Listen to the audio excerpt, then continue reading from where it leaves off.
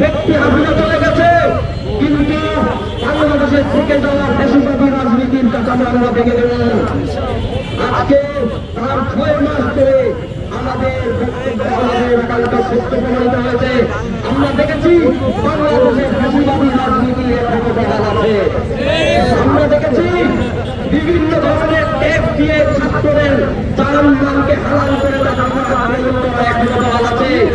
আমরা দেখেছি লাঠি স্ট্যাম্প রান্নার রাজনীতি এখনো বহাল আছে। আমরা দেখেছি হামলা করার পরে নিজেদের সংশোধন না করে বিভিন্ন ভাবে রাজনীতি করার সংস্কৃতি এখনো বহাল আছে।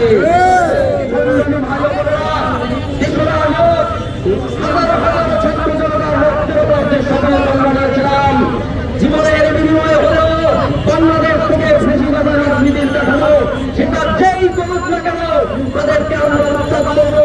ফ্যাসিবাদী রাজনীতির দেখানো আমরা রক্ষা করবো। এই শপথ আমরা আমাদের জীবন নিয়ে রক্ষা করবো ইনশাআল্লাহ। এই শপথ ছাত্র জনতাকে জুলাই আগস্টে দেওয়া শপথ, এই শপথ বাংলাদেশের 2000 অধিক শহীদের শপথ, তাদের রক্তকে সাক্ষী রেখে আমরা জানাচ্ছি যে কেউ ছাত্রদল হোক, সে কেউ হোক, যারাই বাংলাদেশে ইসলামের রাজনীতি করবে, রন্ধন রাজনীতি করবে, রবির রাজনীতি করবে, তাদেরকে বাংলাদেশ থেকে আমরা পালিয়ে দিয়ে ছাড়বো ইনশাআল্লাহ। আমরা আমাদের কর্মসূচি চালিয়ে দেবো। আমরা আশা করবো জুলাই মাসে যারা আমাদের সাথে কাজে লেগে লড়াই করেছেন তাদের লড়াই যাতে করে কোনোভাবে ব্যক্তি ও শক্তিশালী পর্যন্ত না হয়, নিজেদের লড়াইকে ছাত্র জনতার লড়াইয়ে পরিণত করুন। শহীদের রক্তের প্রতি সম্মান রাখুন। শহীদ ওয়াসিম মুক্ত সাহিত্যের লড়াইকে এগিয়ে নিয়ে যান।